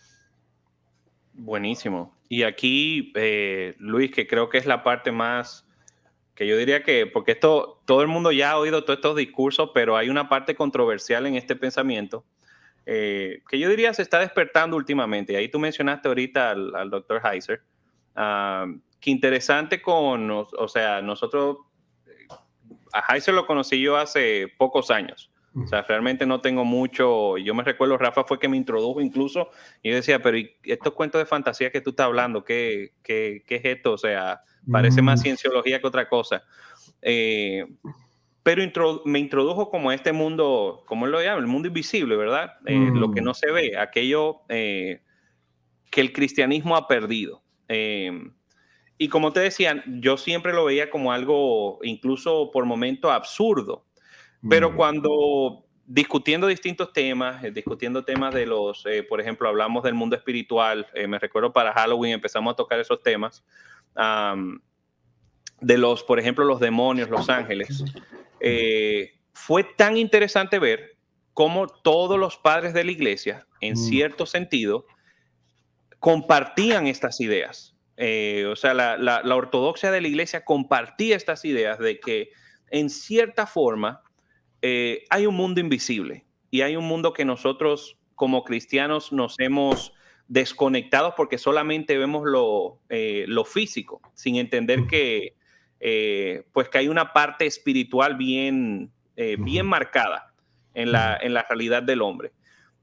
Y habla en detalle como de esta idea, ¿verdad? Siempre leemos en la Biblia como potestades, ¿verdad? De estos seres que tienen poder o dominio, pero lo leemos y no lo creemos. O sea, lo leemos y simplemente lo damos por sentado. Una conversación que nosotros tuvimos con el doctor Zamora, él compartía esta idea de los dioses, ¿verdad? Que habían en la antigüedad, y no solamente en la antigüedad, en el Nuevo Testamento, donde la figura, ¿verdad? O el ídolo que se formaba, la realidad era que era el hábitat de una entidad. O sea, la realidad era que era el hábitat de algo real. No solamente una imagen de madera, sino que había algo dentro de esta imagen de madera. Que lo poseía. Pero necesitaban una forma para vivir. Necesitaban una forma para vivir. A lo que viene lo siguiente, con todo esto que nosotros estamos viviendo, y esto es algo, te digo, ahí tirando el pensamiento, ¿tú crees o dirías tú que hay algo, llamémosle una potestad, una entidad que podría estar detrás pues de todo eso? Porque si te fijas, ha habido como, o es una forma en la que yo he tratado de explicármelo a mí mismo, vemos el surgimiento de la iglesia, donde la iglesia en cierta forma presenta pelea y toma dominio sobre la tierra, donde vemos una iglesia que crece al punto de dominar prácticamente el mundo completo. Pero ahora estamos viendo como una regresión de lo mismo, donde la iglesia cada vez más pierde un terreno que había ganado. Ya sea porque la iglesia descuidó, ¿verdad? La esencia de lo que eran y se volvió más una institución política, vamos a decir, o se movió a, como bien tú decías, a lo que se ve, a la política. Pero estamos viendo como una regresión donde ciertas ideas, ciertos pensamientos del pasado han vuelto a tomar mucho poder. Incluso estamos viendo una sociedad que está después de siglos abrazando el paganismo, básicamente nuevamente, y de manera abierta se están viendo todas estas prácticas. Tomando eso, Luis, ¿tú consideras de que hay ciertas potestades que están tomando dominio sobre distintos distritos, distintos terrenos, países, incluso vamos a decir aquí en la Tierra? De hecho, te visitaron hace poco en Miami los Nefilim en South Beach. Tú, eso vi, bro, qué loco cuando ver todos esos policías. Bueno, pero, o sea, a ver, aquí podemos hacer una elaboración. No sé si vos estuviste en mi curso de Génesis también, Samuel. No, ese no lo he cogido. Estoy esperando porque está como dormido, Luis, con los cursos. Ay, mi hermano, de ser papá ahorita. Estás en mute, Rafa, estás en mute.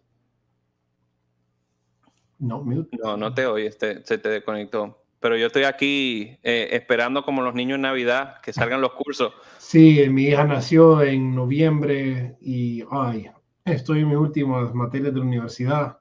¿No te escuchas? Te fuiste. Sí. Yo creo que se va a salir, se va a meter. Entonces te decía que después tengo como 3, 4 cursos pendientes ahorita. Hasta compré la cámara, tengo todo listo. O sea, compré cámara y vieras qué bonito va a quedar el estudio. Muy, muy nice y todo. A ver, mira, esto lo pudimos responder de muchas formas. Yo creo que el problema que ha sido para que las personas puedan entender cómo deseo laborar es que se ha occidentalizado la Biblia. Uh-huh. La Biblia es un escrito antiguo, del mundo antiguo, particularmente el Medio Oriente, cuyos escritores tenían una cosmovisión en particular, un mensaje en particular, que si nosotros no hacemos el esfuerzo por ponernos en esos pies, si no hacemos el esfuerzo por ponernos en esos lentes, difícilmente vamos a llegar a entender que este libro, vamos a decir que es un libro de fantasías y vamos a, ¿verdad?, perdernos de la riqueza que tiene. Ahora, con respecto a los dioses, a los Elohim, que por cierto mañana tengo otra plática específicamente de esto con Edgar Pacheco. Vamos a estar en mira, qué bien. Yo cogí una clase, bro, del catolicismo con él. Excelente. Sí, bueno, yo voy a estar mañana con Pacheco en su canal hablando de esto, pero mira qué interesante. Cuando nosotros nos ponemos un lente moderno para la Biblia, va a ser una interpretación fatua, o sea, una interpretación que no tiene pies ni cabeza, que más bien podemos llegar a tratar de corregir lo que dice la Biblia. Fíjate qué curioso. Que ahí, perdón que te interrumpa, bueno, tú sabes que yo soy amante de Aquino. Me encanta y normalmente, ¿verdad? Cuando estoy tratando de buscar algo sistemático dentro del pensamiento, la suma es lo primero que yo agarro. En ese estudio, ¿verdad?, de los ángeles y de demonios y de estas entidades, me encuentro, ¿verdad?, con Tomás de Aquino como la primera persona en definir los demonios como ángeles caídos.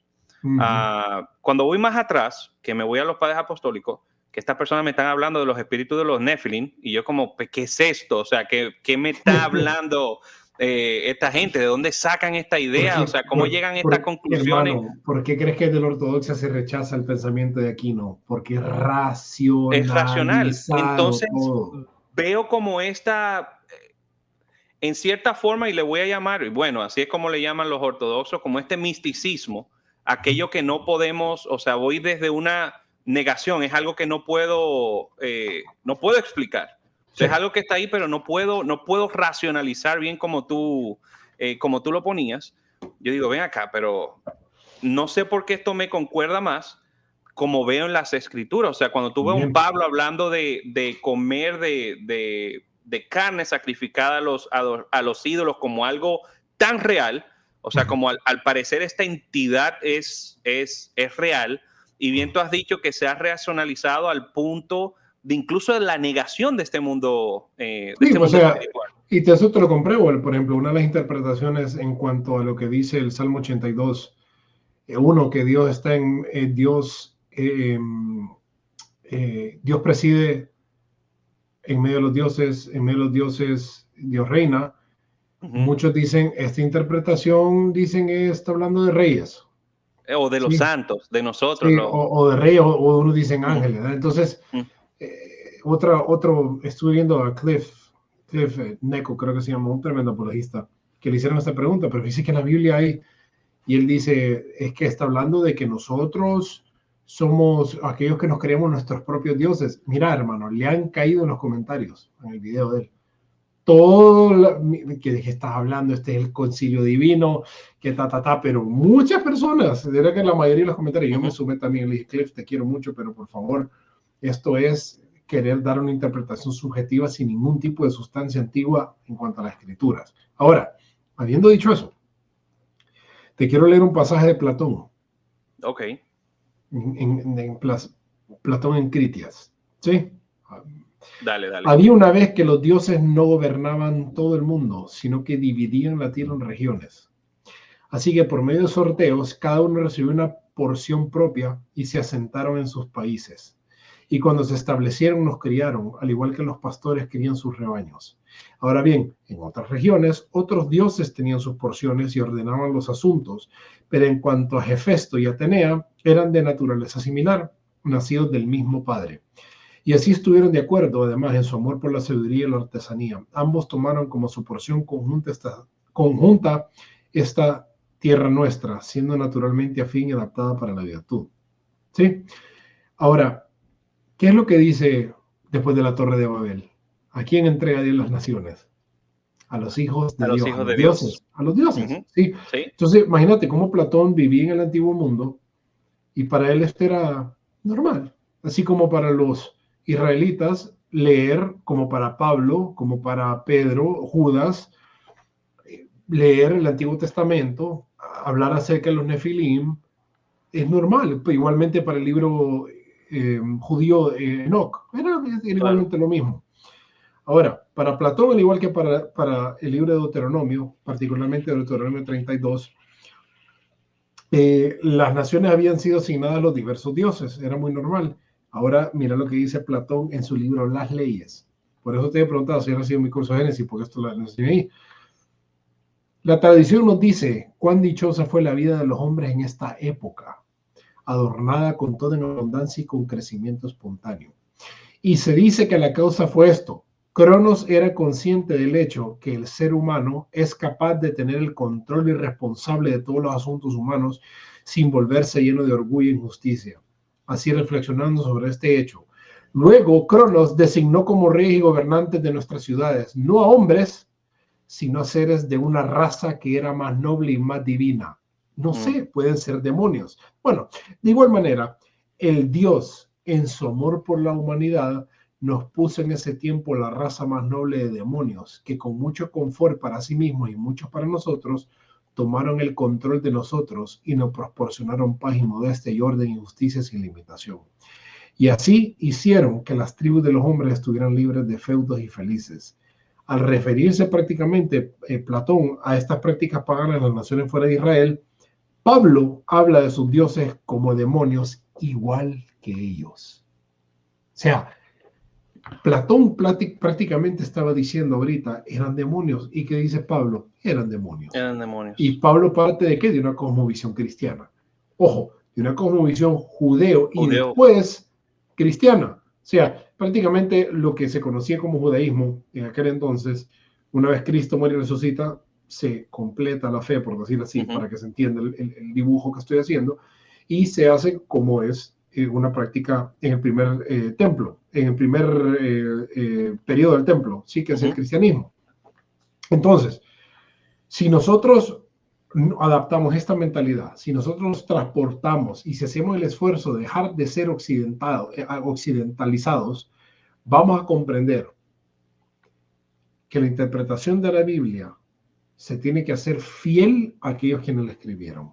Entonces, ahora dándose ese intro que di, puedo responderte a la pregunta. Claro. Así como la geopolítica en el mundo antiguo del Antiguo Testamento era regida por espíritus, por los Nefilim, por los Elohim, por los Bene Elohim, por estos dioses que Dios creó para ser parte de su familia, que se rebelaron para seguir a Lucifer, lo mismo está sucediendo hoy día, que son potestades, principados de la oscuridad, como dice el libro de Efesios.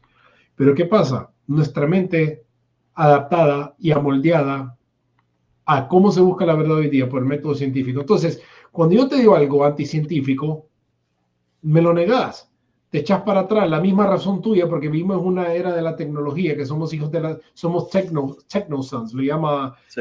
Por lo tanto tenemos lo que se llama techno-faith, como dice el doctor Kenneth Samples. Entonces, lo vas a negar, lo vas a rechazar, porque como esto es muy fantasioso, y Hollywood viene y te presenta el panteón de los dioses en todas estas películas fantasiosas de los griegos, entonces peor, ¿sí? Vas a rechazar una interpretación de la escritura fiel a la tradición. Existen los dioses y son los encargados hoy día de ponernos e imponernos la Agenda 2030. No hay duda. Y que tú dirías, o sea, cuando tú lo conectas y tratas, mira, te digo, te voy a ser sincero, de la manera que yo pude asimilarlo, fue leyendo el Silmarillion. O sea, cuando tú lees el Silmarillion, tú dices, es exactamente lo que me está diciendo aquí la Biblia. Pero yo creo que el tema ha sido eso que tú dices, que hemos occidentalizado, y en mi caso yo creo que es que hemos ido mucho de la razón a explicar las cosas. O sea, cosas que no pueden ser explicadas, porque, oye, si tú realmente tratas de racionalizar esto que estamos hablando, nos volvemos locos. Realmente no... Y te aseguro que nos insultan, nos llaman herejes, nos llaman inventores. Que como ha salido con el Dr. Heiser, donde tú tienes muchos críticos textuales hoy en día que dicen, oye, cuidado con Heiser porque sus ideas están un poco como locas. A ver, bueno, aquí... No. ¿Ya me oyen? Sí, ya estoy. Sí. Llegué tarde, pero eso no es verdad. La mayoría, si tú ves todos sus libros, lo que es Unseen Realm, Demons y Angels, todos están endosados por académicos de peso. Todos y cada uno. Ojo, ¿de dónde son esos académicos de peso? La mayoría son protestantes. No. Fíjate qué curioso. O sea, imagínate, son antiguo testamentarios, la mayoría, sino que todos, pero también tenés a Brand Pitre, tenés a John Bergsma.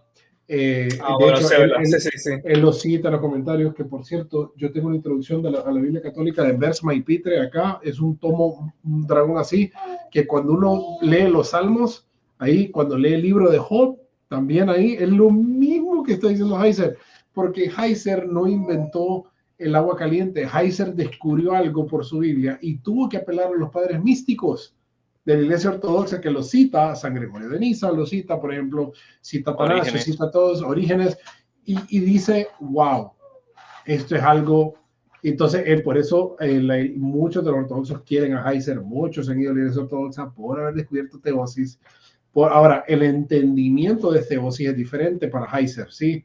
O sea, pero ahí es lo mismo, ahí donde él se mira involucrado en 20 y pico, 30 y pico de años siendo protestante, que cuando descubre esto, comienza a deshacer la idea que le costó, y después él dijo, esto es lo que más me encanta de la honestidad, él dijo, yo sé que me va a costar mis posiciones académicas, yo sé que se me van a cerrar puertas, dijo él, pero esto es lo que Cristo me ha revelado y me ha enseñado, y yo lo voy a enseñar. Y ahora es adorado por tanto ortodoxos como católicos, como protestantes. O sea, es que esa es la verdad. O sea, es que miren, volvamos al mismo punto.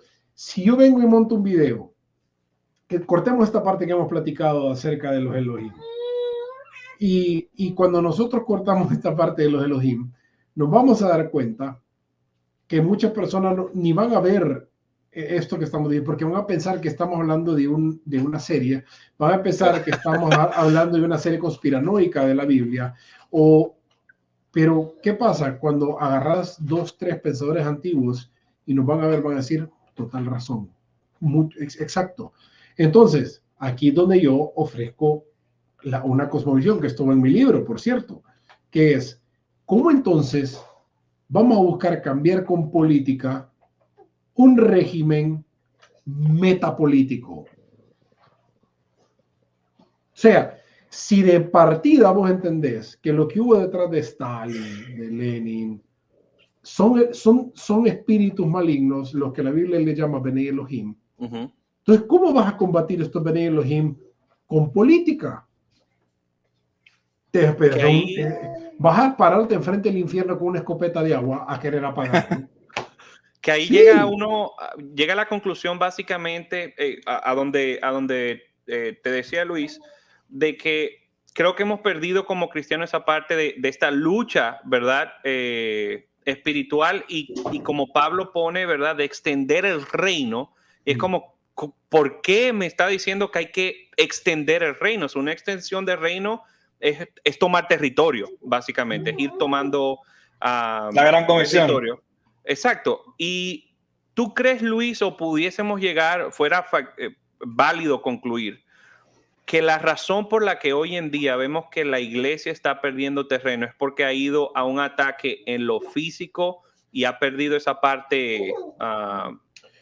Bueno, es que, a ver, tiene todo que ver, tiene que ver con la teología moderna, la teoría de la liberación, tiene que ver con pastores que no están en lo absoluto preparados, donde tenés iglesias que no tienen, y miren, yo quiero decir esto con todo el amor del mundo, donde hay pastores que genuinamente aman al Señor, de verdad, que aman a Cristo y que en según de las mejores de las intenciones están tratando de hacer lo mejor posible, pero no tienen una formación ni personal, ni académica, ni hay un teólogo en la iglesia que no necesariamente tiene que ser pastor que lo guíe, o sea, no existe una jerarquía ni una estructura que se pueda hacer. Te voy a dar el ejemplo, en las iglesias, la iglesia ortodoxa acá, ambos de los sacerdotes tienen un doctorado. Ambos. Son unos dragones. Hablan 5, 6, 7 idiomas. Les hablas de lo que querrás, hablarles de lo que querrás y te responden en cuanto a filosofía o teología. ¿Sí? ¿Y por qué? Porque están listos para todo, para contrarrestar ideas que pueden llegar a nacer dentro de la iglesia, ¿sí? Como para responder dudas, como para poder llegar a guiar con el mejor de los conocimientos. Pero ¿qué pasa?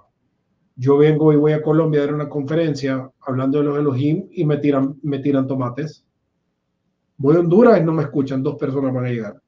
¿Sí? ¿Por qué? Porque se han amoldeado al mensaje moderno. Tú puedes, sigue tus emociones. Cristo te ama tal y como eres.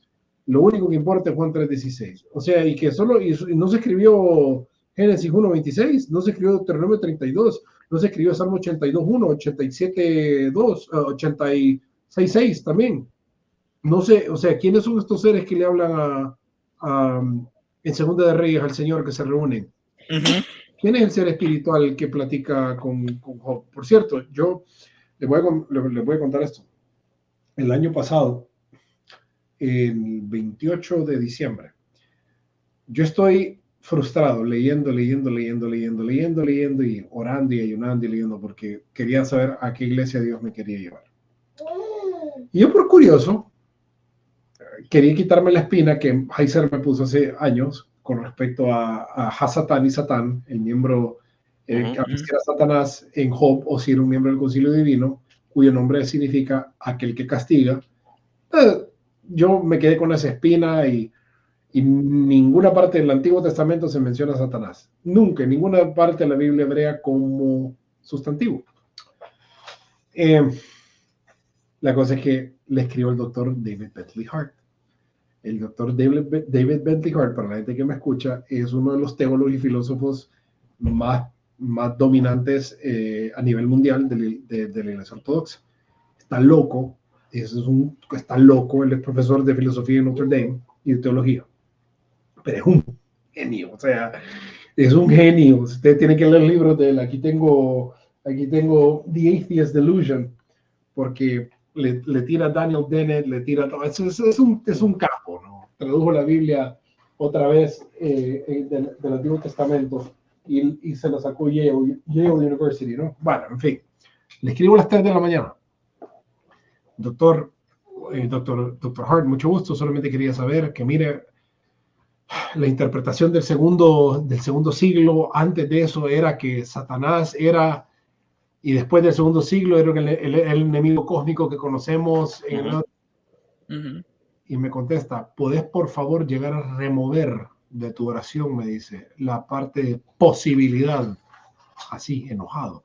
Es un hecho histórico que se cambió la traducción y la interpretación de que Satanás hoy día es lo que conocemos como el enemigo cósmico de Dios, el malvado Satán. Es Hasatán, es un hecho, punto, me dice. Y por cierto, comprar mi Biblia que acabo de sacar, que ahí te lo explico todo yo. Me respondió como a las 6 de la mañana del mismo día y le digo a mi esposa, mira quién me respondió, le digo yo. O sea, entonces cuando nosotros vemos estos eruditos del Antiguo Testamento, y todos están unidos en el mismo pensamiento. Dime. Perdona que te interrumpa, ahora que tú lo dices, yo recientemente tuve la oportunidad de entrevistar a Adolfo Reutemann, que es el curador oficial de los rollos del Mar Muerto en el Museo de Jerusalén. Y tocamos entre muchos temas de entrevista, obviamente, los rollos del Mar Muerto, su importancia en la hebrea. Y una de las cosas que hablamos fue la evolución de la serpiente a Satanás, de cómo en el Antiguo Testamento Satanás, él decía, esta palabra usualmente se le adjudica de forma popular a un miembro del Consejo Divino que está jugando un rol como de executioner, ¿verdad? Y en el periodo del Segundo Templo se empieza, ¿verdad?, a teologizar el pensamiento judío primitivo, que es de donde nacemos nosotros los cristianos. Ya tenemos a un personaje, pero a lo que voy es que es algo prácticamente conocido en la academia, de que en la Biblia hebrea, en nuestro Antiguo Testamento, el Satanás como tal, como lo concebimos en el Nuevo Testamento y los padres de la iglesia y la teología actual, cuando se usa esa palabra, nos está refiriendo al personaje que nosotros pensamos. Eso es un hecho. No está ni siquiera en discusión. No, ya no. O sea, pero lleváselo a alguien, lleváselo a un pastor, es lo mismo que digo. Te va a decir, ¿qué te va a decir un pastor? Por favor, sal de mi iglesia. O te puede llegar a decir, es que ya he enseñado demasiado de Job, no puedo decirle a las personas que yo me equivoqué. No me puedo parar en humildad a decir me equivoqué o no sé. Sí, o sea, porque estamos completamente en una mentalidad de Occidente.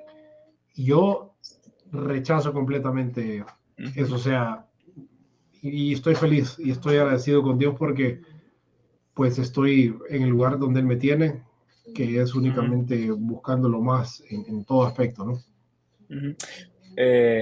O sea, me desaparecí de la conversación por un momento, no sé qué tipo de cosas discutieron, pero sí pudiera decir, obviamente, de que creo que una de las razones, ¿verdad?, por la cual hemos perdido también la posición, o más bien nuestra visión sobrenatural o espiritual de las cosas.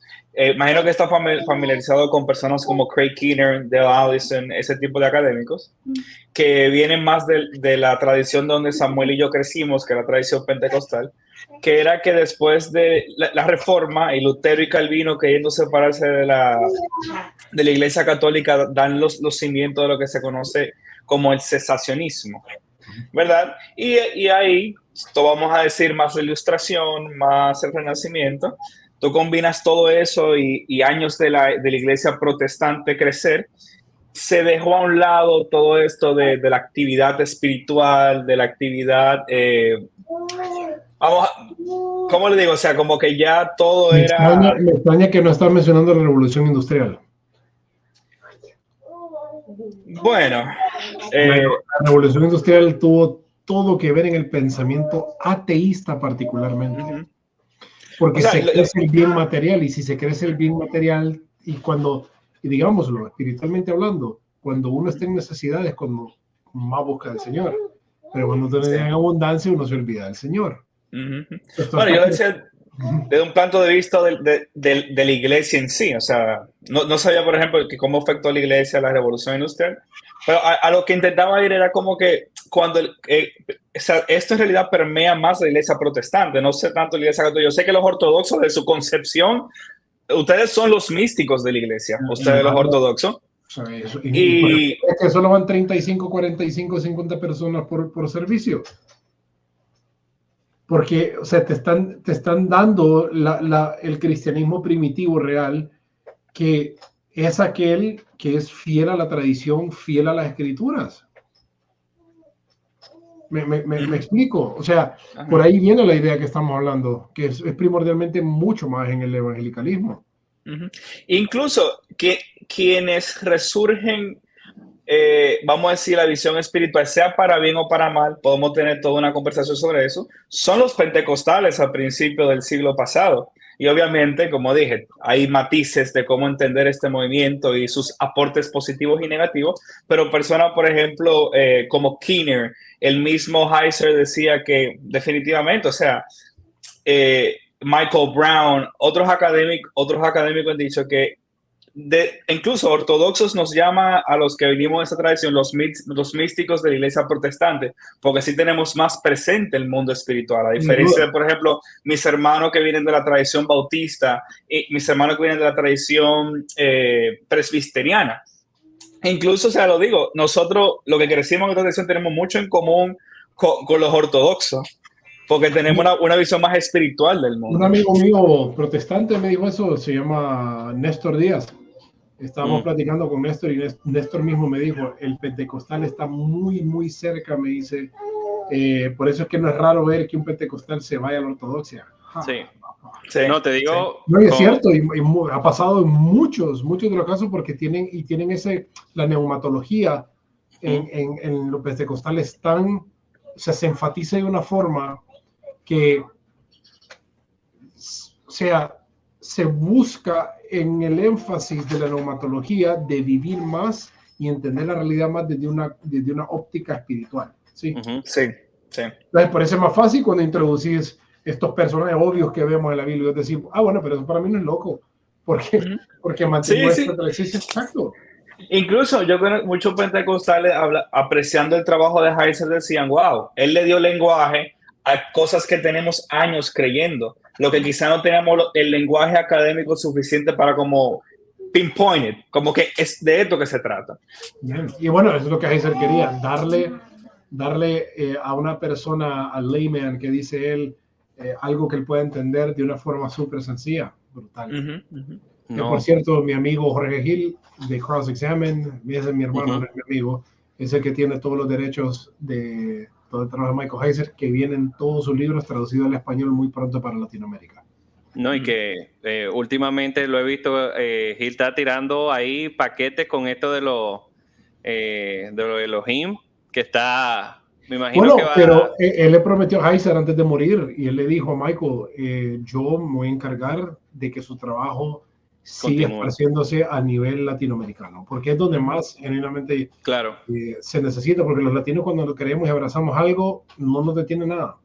No. Eso es verdad. Sí, ¿no? Y esto es algo que yo hablaba con Jorge, de hecho en diciembre, él y yo hablamos todos los diciembres, todos, religiosamente, platicamos todas las navidades.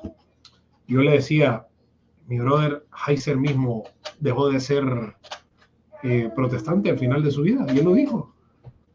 Él lo dijo, o sea, y no es porque el protestantismo tiene algo de malo, y no es porque no se trata de eso, sino que él estaba en tanto conflicto con ambas cosas, con el concilio divino y con Theosis, que él necesitaba una iglesia, y él dijo, siquiera liturgia, siquiera de mi liturgia, donde puede llegar a vivirse esta expresión que él descubrió en la palabra de Dios.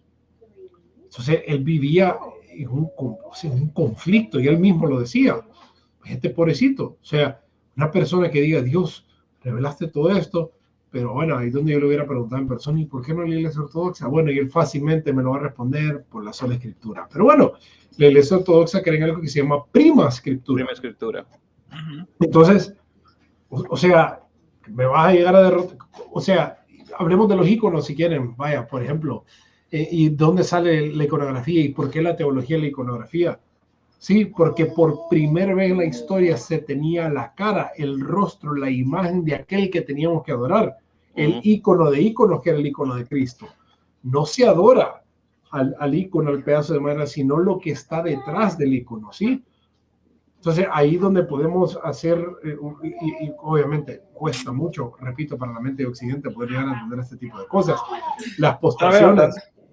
No, obvio, claro, estoy hablando en general, pero postrarse, por ejemplo, cuando alguien dice las postraciones, nos vamos a postrar. ¿Ustedes saben cómo se postran los ortodoxos?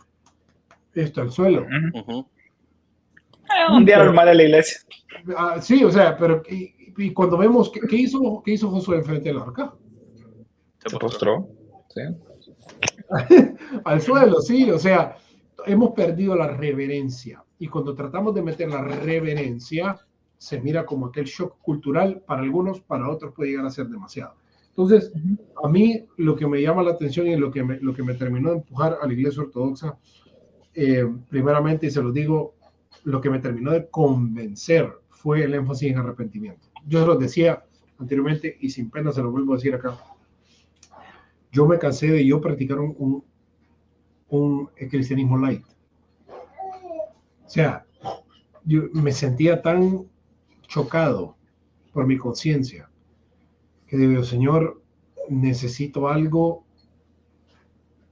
No estoy diciendo que la Biblia y la oración no es suficiente necesariamente, estoy diciendo que necesito una comunidad porque yo soy un ser relacional, también. Y aquí donde se encuentra el énfasis en arrepentimiento, el énfasis en negar la carne mediante todos los procesos. Entonces, dije yo, acá estoy. No, buenísimo.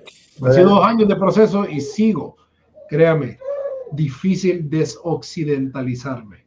Difícil. Ay, adoptar la teología apofática, más que difícil. Después yo vengo del tomismo. Claro. Tener presente los testigos en los servicios. Bueno, sí, No, ahí enfrente, ¿no? Tú sabes que para una próxima eso fuera... ¿Qué te iba a decir? Bueno, no, que en realidad fuera de nuestro sesgo occidental, Hebreos es claro de que cuando nos reunimos estamos participando del gran servicio del cielo y que también los testigos están ahí. Bueno, por eso nosotros queremos la Iglesia Ortodoxa que la liturgia divina es donde se conecta el cielo y la tierra. Sí. Y como dice, conecta el cielo y la tierra, tenés que ir a Miami, o cuando vaya a Miami voy a llevar a Samuel a una reunión de Iglesia Ortodoxa. Sí, ahí documentamos, vamos viendo. Le ponemos ahí, ¿se volvió loco Luis o esto de verdad? No, mira, y yo aprecio mucho, o sea, las diferentes tradiciones cristianas y principalmente las que datan de más atrás. Me encanta visitar. Nunca he podido ir a un servicio, pero sí cada vez que voy a los templos me siento como que, wow, esto es el cristianismo. ¿No han ido nunca a una reunión ortodoxa? No, yo no he participado en una. He ido a las iglesias y la he visto por fuera, solamente pero nunca conozco la liturgia. Tengo personas que empezaron conmigo la maestría y se fueron a la ortodoxia. Les digo, vayan, y no para que se conviertan ni nada así, sino para que vayan a ver cómo los primeros cristianos adoraban.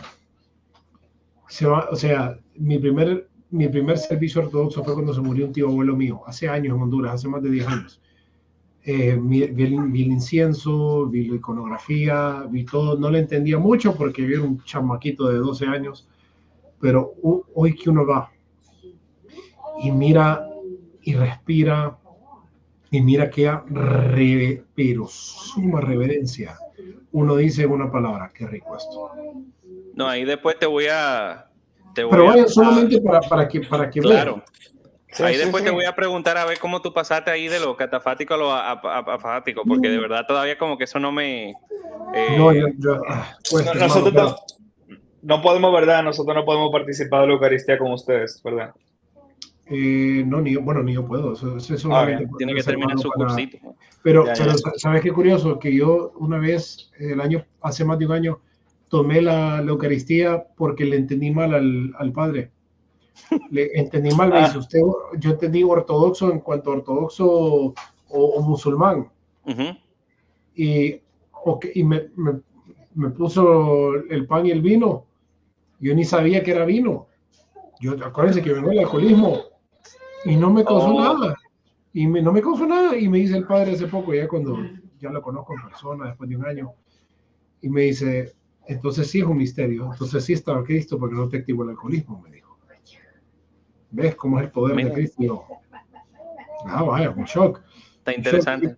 Está en Miami, está la catedral ahí cerca de downtown, Samuel. Ahí lo voy a pensar. Enorme. Pero es que yo lo que le digo a las personas, cuando uno va, es una experiencia porque adorás con todos tus sentidos. Te tenés que parar, te sentás, el incienso que lo lees, ¿sí? Lo visual, todo. Entonces es una adoración del ser hacia Cristo. Te sientes en el cuarto del trono. Bello. Te voy a cambiar, cuando esté por aquí por Miami, te voy a cambiar el café por una visita. No, vamos ambas. Vamos primero ahí y después vamos a la visita. Mira, Luis, para no... sí, perdón, Samuel, yo te iba a ver en Miami, de hecho. Sí, pero tú, después que tu esposa iba a dar a Luis, tú decías, oye, está... pesadísimo. Sí, íbamos a vernos, pero yo te dije, hermano, vamos 2 días, todo el día, y sí, ya me acuerdo, pero va pendiente cuando vaya a Miami pronto, no te preocupes. No, pero ahí, Luis, de verdad, gracias por tu tiempo, gracias por haber participado aquí con nosotros. Algo que sí quería decir, no para, como decimos, no para que suene lambón, como se dice en Dominicana, para dar bombo, kick-ass, brown nose. Pero de verdad reconocer algo en ti que no hay en muchas personas y lo quiero hacer público porque siendo honesto hay cierto concepto de quién es Luis Farag, ¿verdad? en las redes, que si este altivo, que si este personaje que siempre está causando discusión. Pero yo le decía, no solo a Rafa, sino a muchos amigos de nosotros, de que de las pocas personas que yo he visto que a pesar del crecimiento que ha tenido, ¿verdad? De cómo te has expuesto, tú eres una persona sincera, en el sentido de que cuando en el tema, por ejemplo, uno te habla y a pesar de la cantidad de personas que tal vez te escriben, tú eres una persona que responde. Tú eres una persona como que está ahí y que yo le digo a la gente, ese concepto de una persona egocentrista es falso, porque el único de muchos influencers teológicos, ¿verdad?, de las redes sociales que responde ha sido Luis. El único que yo vi que no me está vendiendo un curso por vender, porque algo que pusiste clave es como, yo no quiero hacer dinero, yo quiero enseñar. O sea, había 10 personas en ese curso y tú dices, aquí Luis está perdiendo dinero, porque lo que está aquí trancado 3 horas con gente pagando, qué sé yo, lo mínimo, o sea, ni siquiera para cubrir una cámara. O sea que sí hay una realidad en ti de que tu deseo es enseñar, tu deseo es verdad que las personas aprendan y vean esto. Y de verdad, hermano, honro eso de ti. O sea, el tiempo que tú has dedicado, o sea, como tú has respondido todo, me pareció increíble que todavía tenías mi número de teléfono. A pesar de que la clase había sido casi un año. Y no solamente eso, hubo un momento en el que pues tú respondiste y te acordaste al tiempo de que tú habías dicho en la clase lo del café. Y meses después volviste y lo dijiste como, no, cuando me vuelva a ver. O sea, que eres alguien que ha tenido pendiente a las personas que han conectado contigo. Entonces, hermano, de verdad, gracias por tu tiempo y lo que has aportado acá. Wow, gracias, hermano. Me vuelve el corazón de marshmallow escuchándote. Te lo agradezco mucho, de verdad. Gracias. Y merecías palabras, pero igual yo le he aprendido muchísimo a alguien con respecto a esto de la persona en línea, y es el doctor Miklos Lukács, y él lo sabe.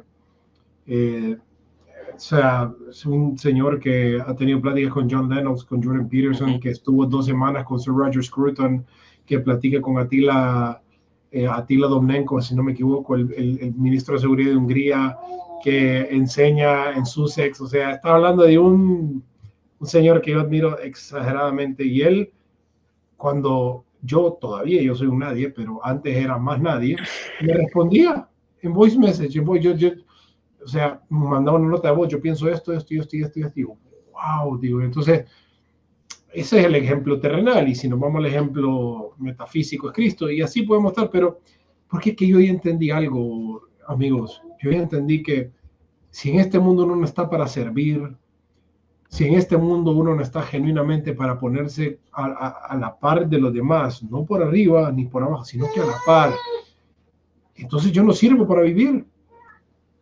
O sea, es que así como yo lo veo, o sea, ¿cómo es posible de que estamos en un mundo y que las redes sociales nos van a engañar de que porque yo tengo seguidores y porque tengo un blue check mark? O sea, ese es el filtro que te están vendiendo. Wow, eres importante porque tienes seguidores. Mira cuántos seguidores porque tienes un blue check mark. Mira cuánto tráfico, mira tu video tiene 1 millón de vistas. ¿Y qué importa? O sea, más importa la bella persona que es Samuel, que por cierto lo confundí porque se me metió al curso con el nombre del Zoom de la esposa. Chabeli. Sí, y me asusté, digo, no, es que es mi esposa, y digo yo, ay, ok, ya. No, y yo con todo el pelo largo en esa época, ¿qué está pasando acá? Sí, del pelo para atrás, me acuerdo, sí, o sea, entonces prefiero eso, yo valoro más la experiencia humana, y es porque es lo más rico que puede haber, es lo que Cristo hizo con los 12, los discípulos, es lo que la gente ha hecho conmigo, y eso es lo que tenemos que valorar el día, que lo bello de las personas humanas, o sea, lo bello de la persona, de cómo puedo aprender de las personas que atienden mis cursos, de que yo atiendo los cursos de los demás, así, porque esto es así, ahora yo estoy aquí con ustedes y ustedes van a pasar, yo creo que ahí donde está la clave, de poder disfrutar lo que somos como personas, y así como he disfrutado tanto de ustedes hoy, así que si los veo algún día, nos echamos un cafecito, platicamos más, y estamos para los que estamos, o sea, para todo, ¿no? Así que, para adelante, mis hermanos, agradezco a ustedes por el tiempo. No, gracias, hermano. Luis, de verdad. Y nada, señores, esto ha sido todo por hoy. Gracias por escucharnos en un episodio más de Santos y Herejes. Dios les bendiga. Dragones, abrazo mis hermanos, cuídense, ¿ok?